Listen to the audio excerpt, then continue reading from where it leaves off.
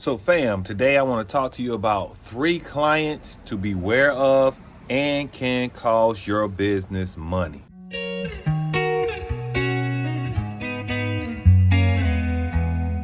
What up fam, this is Vic from QuickCutzLawnServices Premium Lawn Care here in Conyers, Georgia. And as always, hope you guys are cutting on. If you're new to the channel, please like and subscribe. I am a lawn care pro, sharing my ups and downs and my strategies on helping guys like you who want to enter in this business to cut on. So fam, it's going to be a little venting in this episode because I definitely believe in some form of mental wellness, and one of the things I do get out of this is I get to vent, and I feel so much better talking to guys like you fam. So I'm going to vent about 3 customers I think you should be aware of, and it does suck money out of your business. So number 3, it's the client that owes you money, and pretty much they get mad when you ask for your money. So had a client like that, and notice I use the word had.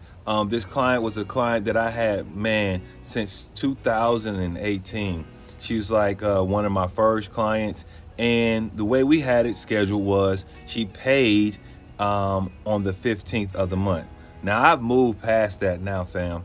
So now you pretty much pay right after you get your yard service, because I do have credit card on file. But at this time, I did not have a credit card on the file. Plus, she's an older lady, so I was really sympathetic because of those 2 things. So fam, she is behind like 3 services, and I asked her for the money, and she told me, hey, I don't have it, you harassing me and sending me text messages, it really doesn't change my situation. Well fam, I'm the type of person where I don't ignore simply because it's a hard conversation.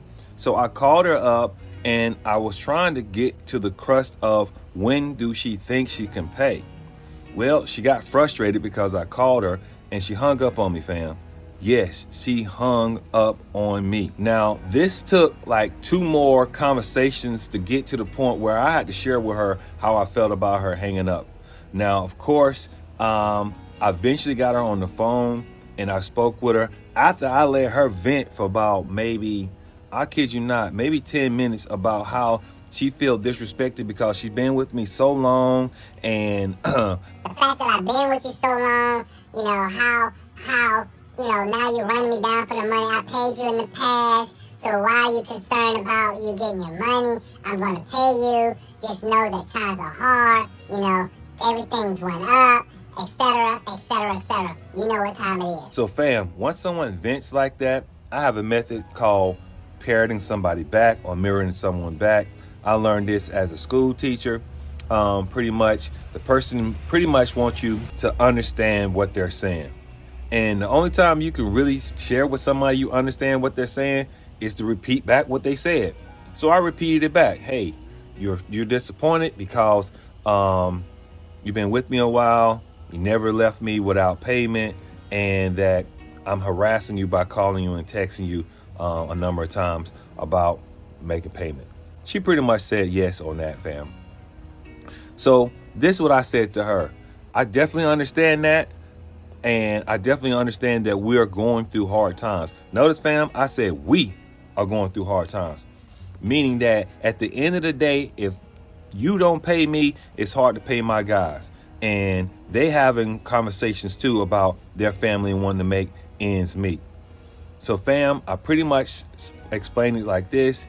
Hey, I definitely understand you're a long-time client, and I would like to continue that relationship. However, I cannot cut your yard anymore at this point without some form of payment. She interrupted me and said, well, I can't pay you right now. I said, it's not the fact that I'm asking you to pay right now. What I'm asking you is just to listen to me. The same way I listen to you say what you had to say.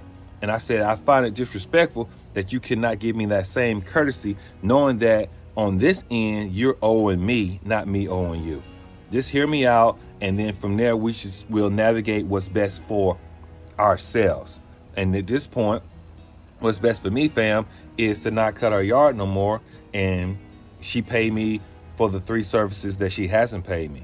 So, fam, I just want to let you know that I know it's hard out there. You're dealing with people who are going to deal with certain situations where they cannot pay you. Don't go beyond one cut.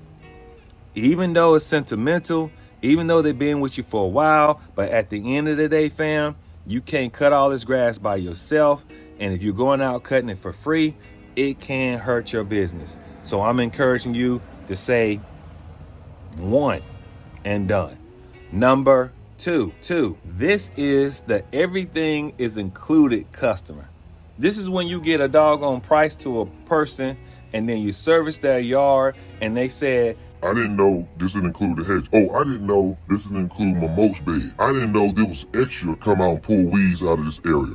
Well, fam, this customer can be very frustrating because if you don't have this stuff in writing, they will pull this. I thought it was included. You know, one of the things that right now I'm trying to specify when it comes to my cleanups is we used to use a word called double cut. Basically, it just means that your yard is overgrown and we're gonna have to cut your yard multiple times. Well, I realized telling double to a client, they think you're just trying to get them.